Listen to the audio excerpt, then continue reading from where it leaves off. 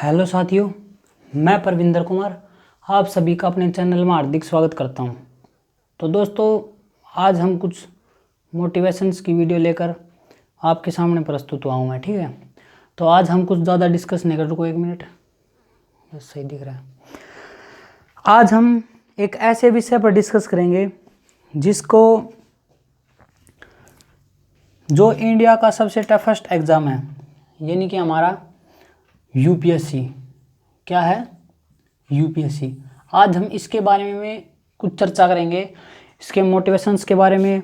जो मेरे कई दोस्त हैं, भाई बहन हैं जो ग्रामीण क्षेत्र में रहते हैं, ठीक है, जिनको इसके बारे में खबर तक नहीं होती कि ये क्या होता है क्या नहीं होता। ठीक है, तो आज हम इसी के बारे में डिस्कस करेंगे, कुछ मोटिवेशंस, कुछ इसके बारे में खबर, दोनों को मिलाकर। ठीक है, देखो दोस्तों, ये यूपीएससी कंडक्ट करवाती है, यानी कि यूनियन पब्लिक सर्विस कमीशन। ठीक है, ये इसके अंदर आईएएस, आईपीएस, आईआरएस, आईएफएस वगैरह की जो पोस्ट होती हैं, जो हमारे देश की सबसे बड़ी प्रशासनिक अधिकारी बोलते हैं जिसको, अधिकारी वगैरह, वो सबसे बड़ी पोस्ट होती है। ये कहने का मतलब जिसमें इज्जत, शान, शौकत, ठीक है, सब कुछ होता है, वो ये पोस्ट होती है इनकी यूपीएससी की, जिसके अंदर आईएएस, आईपीएस होते हैं।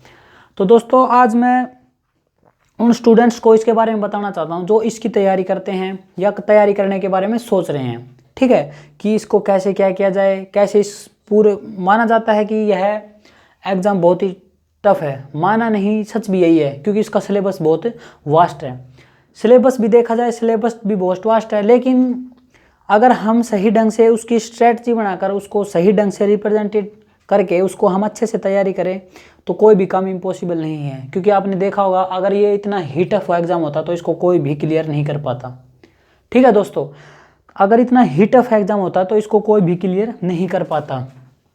तो हम इसी विषय पर डिस्कस करते हुए आगे बढ़ेंगे, और आगे हमारी ये चर्चा ये हो गया। ठीक है, अब देखो इसमें क्या होता है। इसके अंदर सबसे पहले हमारा 3 स्टेज होती हैं। पहला हमारा प्री होता है, फिर मेंस होता है, फिर हमारा इंटरव्यू होता है। ठीक है, इसके अंदर 3 स्टेजेस होती हैं। जो हमारी पहली स्टेज आती है, यानी कि प्री की स्टेज, फिर हमारे मेंस की, और फिर इंटरव्यू। प्री होता है वो हमारा, उसके अंदर 2 पेपर होते हैं। देखो इसके बारे में मैं आपको सिर्फ थोड़ी थोड़ी जानकारी दूंगा, इसके बारे में विस्तृत से हम एक और वीडियो में पढ़ेंगे। आज सिर्फ मैं इसके बारे में आपको समझा देता हूँ कि मोटे तौर पर ये आखिर है क्या चीज़। ठीक है दोस्तों, देखो, जो स्टूडेंट सीरियसली बात को सुनते हैं या जो सीरियसली इस महत्व को समझते हैं, पढ़ाई का महत्व समझते हैं, क्योंकि ये वो एग्ज़ाम है जो थकाने तक का हिम्मत रखती है, शरीर को इतना थका सकती है कि ये एग्ज़ाम, क्योंकि इसमें मेहनत बहुत चाहती है इस एग्ज़ाम के अंदर। ठीक है दोस्तों, इस एग्ज़ाम के अंदर 10-10, 15-15 घंटे पढ़ना पड़ता है, तब जाकर एग्ज़ाम क्लियर होता है। ठीक, देखो जैसे इसके अंदर 2 एग्ज़ाम होते हैं। ये हमारा पहला प्री होता है, फिर उसके बाद मेंस होता है, और फिर हमारा इंटरव्यू होता है। इसके बारे में मैं आपको डिटेल समझाता हूँ। ठीक है, देखो अब इसके अंदर प्री होता है। प्री के अंदर हमारे 2 एग्जाम होते हैं। पहला होता है GS1, कहने का मतलब जनरल स्टडीज़ 1 पेपर, यानी कि जीके का पहला पेपर होता है। और सेकंड पेपर होता है हमारा CSET। मैं आपको बता दूँ, ये CSET पेपर का नाम नहीं है। ठीक है, ये कोई अलग से पेपर नहीं होता। ये CSET एक इसी का जो पेपर होता है, ये उसका शॉर्टकट फॉर्म है। उसका नाम पेपर का है ये कि CSET जो उसको बोलते हैं। ठीक है, इसके अंदर क्या होता है मैं समझाता हूँ अच्छे से आपको। ये एग्ज़ाम वो होता है, मानना है सभी का, कि जब हम बड़े एग्ज़ाम की तैयारी करते हैं तो हमारे छोटा एग्ज़ाम क्लियर हो जाते हैं, जबकि ऐसा है नहीं। इसकी स्ट्रीम अलग है। जो CGL वगैरह करते हैं, बैंक PO वगैरह करते हैं, उनकी स्ट्रीम अलग है। हालांकि माना जाता है कि ऐसा जो इसने इसकी तैयारी कर ली वो इनको भी क्लियर कर देगा, जबकि ऐसा सच नहीं है। ठीक है दोस्तों, देखो अब, क्योंकि इसके अंदर क्या होता है, इसके अंदर प्योर जीके का मतलब रहता है, प्योर करंट अफेयर। ठीक है, देखो पहला ये हमारा CSET है। इसके अंदर वो सब्जेक्ट आते हैं जो बाकी एग्जाम में आते हैं। कहने वाला मैथ आता है, रीजनिंग आती है, और ये इंग्लिश वगैरह थोड़ी बहुत, और बाकी उसके अंदर जीके, यानी कि जो बाकी एग्जाम में पेपर है वो इसके अंदर हमें सिर्फ 33%, यानी कि हमें सिर्फ क्वालिफाई करना होता है इस एग्जाम के अंदर, ज़्यादा वो नहीं है इसका। गिलास पानी पकड़ाओ एक बार। ठीक है, क्या होता है, ज़्यादा महत्व नहीं रहता।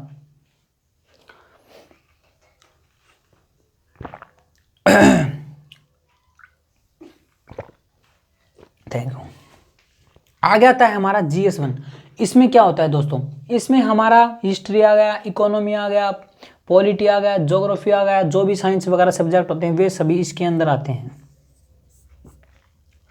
ये एग्जाम 200 मार्क्स का होता है, इसके अंदर 100 क्वेश्चन आते हैं, एक क्वेश्चन 2 मार्क्स का, ईच क्वेश्चन 2 मार्क्स का होता है, और टोटल ये पूरा पेपर कितने का हो गया, 200 मार्क्स का। ठीक है, ये एग्जाम होता है, इसके अंदर हमारे 80 क्वेश्चंस आते हैं। कितने क्वेश्चंस आते हैं, 80 क्वेश्चंस आते हैं, जिसके अंदर यही भी एग्जाम 200 मार्क्स का होता है, जबकि हमें इसके अंदर ओनली 33% मार्क्स लेके आने आते हैं। क्यों, because which is qualify marks, क्या होते हैं, क्वालिफाइंग मार्क्स हमें लेके आने 33%।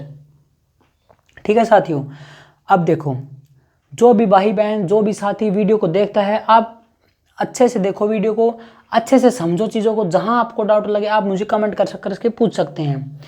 ठीक है, जो आप कमेंट करके बताएं, जो भी प्रॉब्लम कहेंगे मैं उसको अगले दिन जब भी वीडियो बनेगी उस टॉपिक पर मैं आपको आपके जो कमेंट है उस वीडियो के अंदर आपके कमेंट का जवाब दूंगा। आगे देखो, ये हमारी होती है प्री स्टेज। मैं ये नहीं बताऊंगा इसमें क्या क्या होता है, कितने कितने, ये सब हम बाद में डिटेल करेंगे। ये हमारा पहला होता है। ठीक, आगे देखो, फिर आता है हमारा मेंस एग्जाम। हाँ, एक बात और, इस एग्जाम में ओनली क्वालिफाइंग कहने का मतलब ये सिर्फ भीड़ को हटाने का काम करता है। भीड़ को हटाने का काम, जो मेरिट लिस्ट लगती है, यानी कि जिसके आधार पर IAS और IPS बनाया जाता है, वो हमारा मेंस एग्जाम होता है, और प्लस में इंटरव्यू। इन दोनों के मार्क्स जोड़कर जो मेरिट लिस्ट बनाई जाती है, उन दोनों के आधार पर ही IAS और IPS, IRS, IFS वगैरह जो पोस्ट दी जाती हैं वो दी जाती हैं।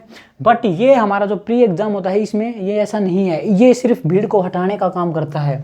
इसमें भी इस एग्जाम में क्वालिफाई होना है, और इस एग्जाम के बेस पर आपको मेंस के लिए सिलेक्ट किया जाता है।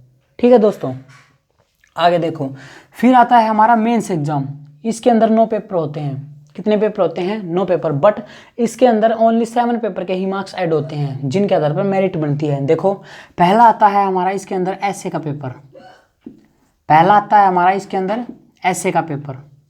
किसका पेपर आता है, ऐसे का पेपर।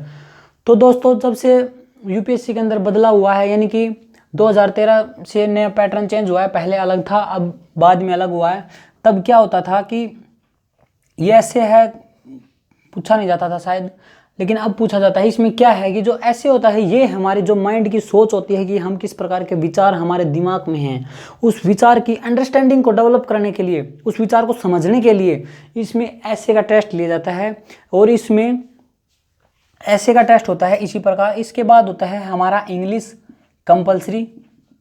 ठीक है, और इसी के अंदर एक हिंदी लैंग्वेज, यानी कि फिर इंग्लिश का तो होता ही होता है, बाकी जिसके हिसाब से जो लैंग्वेज, अब इसमें सभी लैंग्वेज होती हैं, गुजराती, तमिल, मराठी वगैरह सब। ठीक है, हिंदी तो जनरली स्टूडेंट्स सेलेक्ट करते हैं हिंदी को। ठीक है, फिर किसको सिलेक्ट किया जाता है, हिंदी को। अब ये 2 एग्जाम होते हैं, इंग्लिश और हिंदी। एक बात बताऊँ दोस्तों, इनमें भी आपको क्वालिफाई ही करना है, इनके एग्जाम में नंबर नहीं जुड़ते।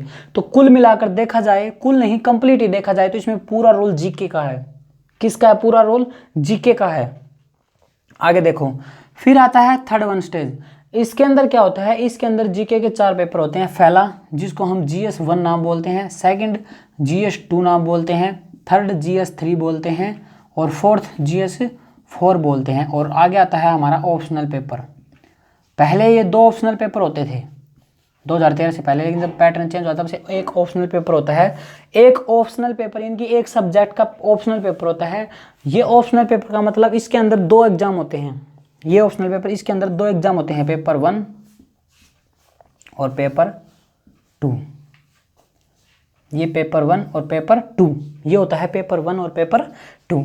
अब गिनो, 2 ये हो गए, 3 4 5 6 और 7। इन 7 के एग्जाम के अंदर मार्क्स हैं वो काउंट होते हैं। इन्हीं के आधार पर स्टूडेंट्स की मेरिट लगाई जाती है। उसके पश्चात इंटरव्यू में के लिए कॉल आता है, और उसके जो नंबर होते हैं वो जुड़ते हैं। ठीक है, ये सभी जो एग्ज़ाम होते हैं, ये वाला फर्स्ट ऐसे, GS के 4 पेपर, ऑप्शनल, ये सभी exam, each exam 250 marks. 250 marks कहने का मतलब हर एग्ज़ाम 250 मार्क्स यानी कि 250 मार्क्स का होता है। ठीक है दोस्तों, अब मैंने ऐसे में आपको बताया कि ऐसे के अंदर क्या होता है। ऐसे के अंदर वही काम होता है जो हमारी माइंड सोच को डेवलप करता है, उसका सबसे, इसमें एक करंट अफेयर है जिसका बहुत ही इम्पोर्टेंट रोल होता है, जो इन सभी एग्जाम को कवर करता है। एक बात बता दूं मैं आपको, जो बुक्स होती हैं वो बुक्स बोलते हैं कि जो एम लक्ष्मीकांत की बुक है वो पॉलिटिकली एक बाइबल का काम करती है, ठीक है, करती है। मैं ये नहीं मानता, मैं ये कहता नहीं कि वो नहीं करती या करती है, क्योंकि मैंने हालांकि पढ़ी नहीं है, ठीक है। तो वो क्या है, एक बात ये है कि कोई भी बुक सफिशिएंट नहीं है। कहने का मतलब जो मेंस एग्जाम होता है वो आपकी सोच को डेवलप करता है, आपकी सोच के आधार पर एग्जाम होता है, न कि किसी बुक के आधार पर। समझ गए मेरी बात। ये हो सकता है जो आप बुक पढ़ेंगे वो बुक्स प्री में काम आ सकती हैं, काम आ नहीं सकती, बिल्कुल आएंगी काम। प्री एग्जाम पढ़ेंगे बुक्स आपका क्लियर हो जाएगा, लेकिन हमें फोकस करना है मेंस के एग्जाम की तैयारी के अकॉर्डिंग। जो भी चीज़ पढ़ते हैं हम, उस हर चीज़ के पीछे हमें how and why, how and why, ठीक है दोस्तों। किसी भी चीज के पीछे हमें हाउ एंड वाई।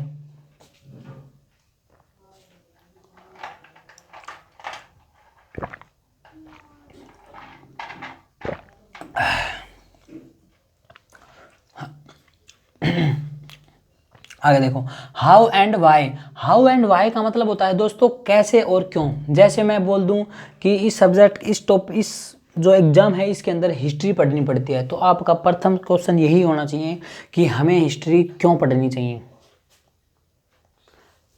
पहला क्वेश्चन वाई। सेकंड क्वेश्चन, हमें हिस्ट्री कैसे पढ़नी चाहिए।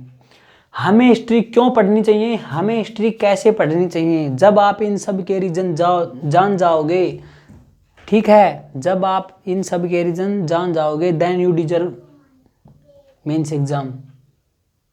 आप मेंस एग्जाम लिखने के लिए लायक हो जाओगे, ठीक है दोस्तों। क्या लिखने के लायक हो जाओगे, मेंस एग्जाम। क्योंकि मेंस एग्जाम में ये नहीं आता वट वेहर वहन, वट वेहर वहन ये एग्जाम में नहीं आता है दोस्तों। एग्जाम में आता है हाउ एंड वाई। क्या आता है, हाउ एंड वाई। हमें हाउ एंड वाई के ऊपर फोकस करना है। जब आप हाउ एंड वाई पर फोकस करेंगे तो आपका वट वेयर वहन दैट इज क्लियर, ठीक है दोस्तों।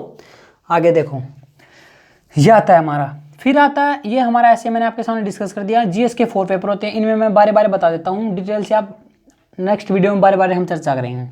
ये हमारा आता है GS 1 का एग्जाम। इसके अंदर क्या होता है दोस्तों, इसके अंदर हमारी हिस्ट्री आती है, जो भारतीय समाज यानी कि जो हमारे समाज में आसपास क्या होता है, लोग क्या करते हैं सब। मैं चलो इसके बारे में आगे डिस्कस करता हूँ, पहले बारे बारे चर्चा करेंगे।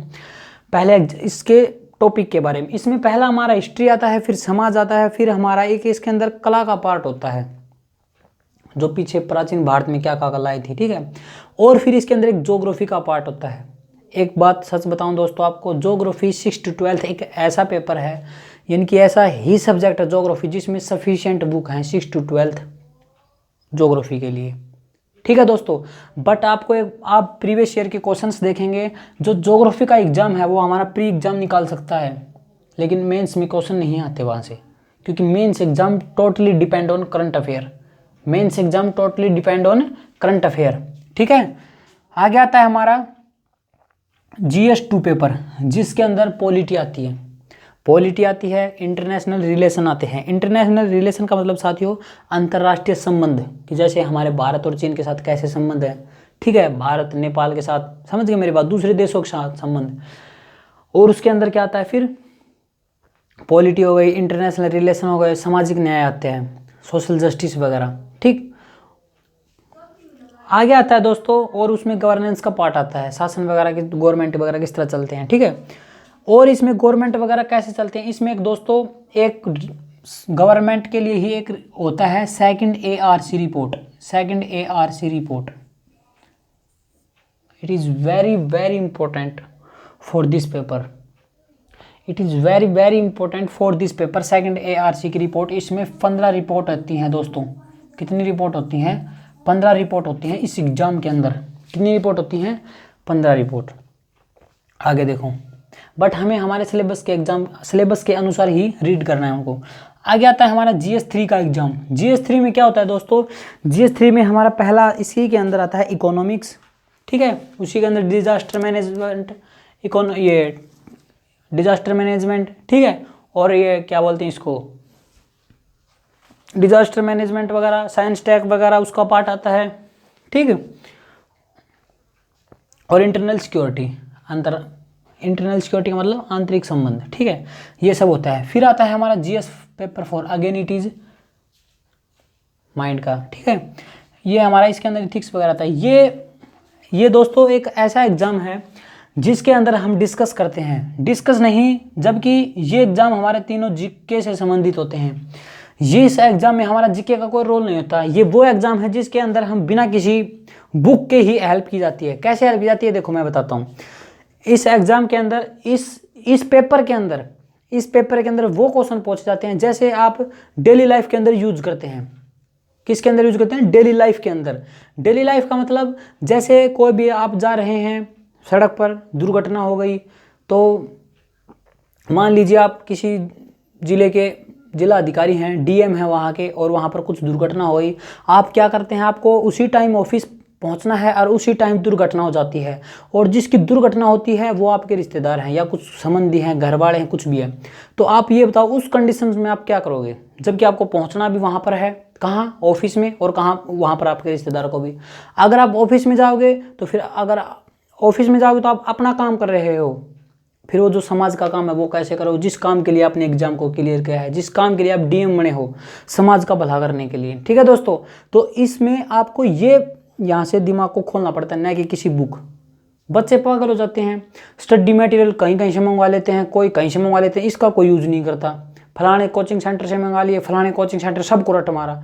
अरे जब आप दिमाग लगाओ ना दोस्तों, आप चीज़ों को समझने की कोशिश करो कि हमें करना क्या है। जैसे मैं कितनी बार बता चुका, जैसे ये हमारा पॉइंट है, मैंने यहाँ से स्टार्ट किया, मुझे यहाँ पहुँचना है, तो कई तो दोस्त ऐसे हैं, क्या बताऊँ मैं आपको, ऐसे ऐसे घूम घूम के पता नहीं कैसे कैसे करके जब तक यहाँ जाएंगे, और जबकि आपको रास्ता बिल्कुल पता है कि रास्ता सीधा है, लेकिन फिर भी आपको अड्डे तिरछे घूमना है। क्यों? क्योंकि आपको नॉलेज नहीं है, ठीक है दोस्तों। आप जब किसी भी विषय की तैयारी करते हैं, किसी भी एग्जाम की तैयारी करते हैं दोस्तों, मैं नहीं मानता कोई एग्जाम टफ है, ये मान सकता हूँ हमसे आया एग्जाम नहीं होगा। क्यों? क्योंकि हम मेहनत नहीं कर पाते। आप आपको दोषी नहीं कराए, मैं अपने आप को भी दोषी मानता हूँ, क्योंकि मैं भी एक स्टूडेंट हूँ, आप लोग भी स्टूडेंट हैं, ठीक है दोस्तों। तो आप क्या करना है, जिस भी हम एग्जाम की तैयारी करते हैं, सबसे पहले आप बिल्कुल राइट डायरेक्शन में उस एग्जाम का प्रोसेस जानिए, उस एग्जाम का सिलेबस जानिए कि हमें कैसे क्या करें कि हम अपने टारगेट को अचीव कर लें, ठीक है दोस्तों। हम कैसे क्या करें कि हम अपने टारगेट को अचीव कर लें, दैट इज क्लियर, ठीक है। उससे आपका रास्ता है वो एकदम क्लियर हो जाएगा, जो आपको समझना है वो एकदम क्लियर हो जाएगा, आपको जाना कहाँ है वो आपको पता चल जाएगा। और वैसे ही अगर आपको कुछ पता ही नहीं, ऐसे ही चलते रहोगे घूमते फिरते आड़े तिरछे जिग जैग मोशन में, जब आपको पता ही नहीं होगा, उसके लिए फिर आपके माइंड में समस्या ही समस्या पैदा हो जाएगी, ठीक है, उसका कोई महत्व नहीं रहेगा। आगे आता है हमारा ऑप्शनल पेपर। ये पेपर वो पेपर है जो पूरे सिस्टम बदल देता है इस एग्जाम का, क्योंकि ये पेपर मनचाहा पेपर होता है। जैसे स्टूडेंट्स, किसी ने साइंस वगैरह लिए, बीएससी वगैरह की, बीटेक वगैरह की, वो दोस्त पढ़ते हैं फिजिक्स केमिस्ट्री मैथ वगैरह, कई दोस्त हैं इसके अंदर फिजिक्स भी ऑप्शन लेते हैं, केमिस्ट्री। ये वो है जिसके अंदर आप अपनी इच्छा अनुसार सब्जेक्ट ले सकते हैं, ठीक है। क्या कर सकते हैं, अपनी इच्छा अनुसार सब्जेक्ट ले सकते हैं। ये जो 500 मार्क्स का होता है, कहने का मतलब 250 का ये होता है और 250 का ये होता है, दोनों। और एक बात बता दूं, ये जीएस के पेपर 3 पेपर सभी के समान होते हैं, क्योंकि जीके पढ़नी सभी को पढ़नी, कोई तेज कोई कम। लेकिन ये 3 एग्जाम होते हैं, एसए का, जीएस पेपर 4 और ऑप्शनल, ये वो पेपर हैं दोस्तों जो पूरे पेपर का हुलिया चेंज कर देते हैं। हुलिया, मेरा कहने का मतलब, हुलिया का मतलब पूरे पेपर का प्रोसेस बदल देते हैं। अगर आप नीचे हैं रैंक में, आपको टॉप पर ला सकते हैं। अगर आप रैंक में नीचे हैं तो आपको टॉप पर ला सकते हैं। कौन? ऑप्शनल पेपर, इथिक्स और आपका ऐसे। क्यों? क्योंकि ये वो पेपर हैं जो सोच पर डिपेंड करते हैं। हर स्टूडेंट्स पूछते हैं या देखते हैं, कंफ्यूज रहते हैं कि हम कौन सा सब्जेक्ट चूज करें। अरे आप ये बताओ, हर किसी की स्ट्रेटजी पूछते हैं, आप ये बताओ, हर किसी की वीकनेस अलग होती है, हर किसी की स्ट्रेंथ अलग होती है। मेरी ताकत अलग है, मेरी कमजोरी अलग है। अब ये बताओ, मेरा हिस्ट्री में ज़्यादा दिमाग लगता है, किसी का हिस्ट्री में कम लगता है। अब मैं ये बोल दूं कि हिस्ट्री पढ़ो, हिस्ट्री में ये बुक लिस्ट पढ़ो, दूसरे वाला भी यही चीज़ फॉलो करता है, बिल्कुल गलत बात है। आप अपनी स्ट्रेंथ, अपनी वीकनेस खुद समझिए। आपको खुद से ज़्यादा कोई नहीं जान सकता, खुद से बेहतर कोई नहीं जान सकता। ना किसी की बातों में आना, ना किसी की चीज़ के वो करना। जैसा आपने डिसाइड किया बिल्कुल वैसा आप डिसाइड करो, मन में उस चीज़ का बिल्कुल फ्रेमवर्क बना लो, डायग्राम कैसा कि हमें क्या करना है क्या नहीं करना। इसमें सबसे पहले यही होती है, इसमें सिलेबस बहुत वास्ट होता है, आपको सिलेक्टेड चीज़ें ही पढ़कर चलना है, सिलेक्टेड बुक ही पढ़नी है। एक एग्जाम यानी एक पेपर के लिए हमें सिर्फ वन ही बुक पढ़नी है। इस पूरे पेपर की एक ही जान होती है, उस जान को कहते हैं एनसीईआरटी। पूरे पेपर की एक ही जान होती है जिसको एनसीईआरटी कहा जाता है। एग्जाम्पल सुनो, देखो जैसे आपको बाइक चलानी है दोस्तों, आपको बाइक चलानी है, बाइक चलाने कई, अब मैं ये नहीं कहता कि बाइक चलाना एकदम कठिन है या चला नहीं सकते, चला पाओगे लेकिन आपको कठिनाई होगी, कठिनाई होगी। अब इतना समय है नहीं हमारे पास कि कठिनाई होगी। हमें हर किसी की जो गलती करते जाते हैं उन गलतियों को समझना चाहिए, उन गलतियों को हम ना करें, क्योंकि समय वैसे ही दोस्तों बहुत कम है। समय का सदुपयोग करो, समय बहुत कम है, इसलिए चीज़ों को ध्यान से समझ समझ के करो कि हमें करना क्या है। ठीक है साथियों, नेक्स्ट उसके बाद क्या होता है कि हमें अपनी अपनी वीकनेस, अपनी अपनी स्ट्रेंथ चूज करनी है, हमें अपना अपना सही हिसाब ढंग से राइट डायरेक्शन में मेहनत करनी है। मेहनत करने के भी दो तरीके होते हैं, जैसे मैं खूब मेहनत करता हूँ जबकि मुझे पता ही नहीं जाना कहाँ है, तो वो मेहनत करना व्यर्थ है, this is wastage of time. ठीक है, ये टाइम का वेस्ट करना है। और एक राइट डायरेक्शन, जब हमें पता हो मुझे वहाँ सामने जाना है, ठीक है, मेरा रास्ता क्लियर है क्योंकि मुझे पता है मुझे सामने जाना है, तो इससे मेरे माइंड पर भी प्रेशर नहीं रहेगा, मैं काम को अच्छे तरह से प्रिपेयर भी कर सकता हूँ। ठीक है, आगे देखो, हो गया। हाँ, उसके बाद आता है दोस्तों हमारा इंटरव्यू। उसके बाद हमारा आता है साथियों इंटरव्यू। इंटरव्यू वो स्टेजेज है एग्जाम की जो आप मेंस एग्जाम निकाल सकते हो। इसके अंदर डिजर्विंग ही कैंडिडेट जा सकते हैं। क्यों जा सकते हैं? क्योंकि अब बोलते हैं इंग्लिश हिंदी, इसमें इंग्लिश हिंदी का कोई रोल नहीं है। आप अपने आप को जैसा महसूस करते हैं आप वहीं से स्टार्ट कीजिए। किसी को इंग्लिश ज़्यादा समझ में आती है, हिंदी समझ में नहीं आती, किसी को हिंदी समझ में आती है, इंग्लिश समझ में नहीं आती, किसी को दोनों ही चीज़ समझ में आती हैं। आप भाषा पर मत डिपेंड करिए, लेकिन आप जिस भी फील्ड में घुसते हैं वहाँ पर अपना 100% दे दीजिए, बस बात खत्म। देखो आगे, फिर आता है हमारा इंटरव्यू की स्टेजेस। इसके अंदर क्या होता है दोस्तों, मेंस एग्जाम की लिस्ट लगती है, उसमें मेरिट लिस्ट, उसमें नाम आता है स्टूडेंट्स का, इनको इंटरव्यू के लिए कॉल किया जाता है, फिर वहाँ पर आपको बुलाया जाता है। इंटरव्यू में दोस्तों क्या किया जाता है, इंटरव्यू में मैं बताता हूँ आपको। इंटरव्यू में क्या होता है, इंटरव्यू में सिर्फ वही जो आप केस स्टडीज जो आप इसके एग्जाम के अंदर लिखते हैं, बोलते हैं कि बहुत ज़्यादा कुछ पूछते हैं, ये पूछते हैं, वो पहले ही किसी स्टूडेंट्स को घबरा देते हैं या उसको डरा देते हैं कि ये होगा, कोई। जब आप ये बताओ, जब आपको बड़ी चीज़ चलानी है या बड़ी गाड़ी चलानी है, बड़ा काम करना है, तो छोटे लोगों से सलाह क्यों लेते हो? और वो भी ऐसे लोगों से जिन्होंने इस काम के बारे में कभी सुना नहीं, तो वो तो आपको ऐसे ही कहेंगे आपसे नहीं होगा। अरे आप कोशिश तो करिए, मैं तो यही मानता हूँ कि आप कोशिश करो एक बार। अरे होना ना होना वो आगे की बात है, पहले क्यों हम क्यों माने, पहले ये बताओ। इतनी मेहनत करो दोस्तों, इतनी मेहनत करो। हम जब भी ज़िंदगी में, हमारा जो खुली किताब है, हम जैसा हम लिखेंगे वैसा ही पाएंगे। हम एग्ज़ाम को इस तरह होल्ड करना है, एग्ज़ाम को इस तरह ही करना है, कन्वर्ट कर दो एग्ज़ाम को, पूरे प्रोसेस को इस तरह ही एडजस्ट कर दो कि एग्ज़ाम हॉल में जब हम बैठें तो पेपर हमारा एकदम क्लियर हो जाए, हमें समझ में आ जाए फंडा क्या है। आधे से ज़्यादा को तो ये नहीं पता होता कि पूछा क्या जाता है। बताओ, बुक ले आएंगे, किसी ने बता दी ये बुक उठा लाओ, हिस्ट्री के लिए फलाना जो बुक है, जो भी कुछ राइटर वगैरह उठा ले आए। अब उस स्टूडेंट्स को ये पता नहीं कि उस बुक में क्या पढ़ना है, जबकि हालांकि एक बात बता दो, बुक्स स्टूडेंट्स पूरी नहीं पढ़नी होती। यूपीएससी ने सिलेबस जारी किया हुआ है, क्या जारी किया हुआ है दोस्तों? सिलेबस। उस सिलेबस जारी किया हुआ है दोस्तों। उस सिलेबस में क्या है, उस सिलेबस में उसने हर एक पॉइंट पर गहन विश्लेषण कर रखा है कि आपको सिर्फ इन्हीं टॉपिक्स को पढ़ना है और इन्हीं टॉपिक्स पे आधारित क्वेश्चन आपसे एग्जाम में पूछे जाएंगे। ठीक है, पर आधे से ज़्यादा दोस्तों को ये पता ही नहीं होता कि क्या करना है क्या नहीं करना। उसका एक ही एग्जाम है दोस्तों। मैं आपको एक ही बात कहूँगा, पहला इसका सिलेबस को एकदम रेडी कर लिए दिमाग के अंदर। जैसे आपको किताबें फिट करनी है ना माइंड में, ऐसे आप सिलेबस को फिट कर दीजिए। पहली बात तो दोस्तों इसका सिलेबस बहुत वास्ट है, स्टूडेंट इस बात से घबरा जाते हैं, मेरे कई साथी, मेरे दोस्त। मैं तो आपको यही कहूँगा दोस्तों, मैं ये नहीं कहता कि आप काम तो करो, बड़ा से बड़ा काम करने की कोशिश तो करो।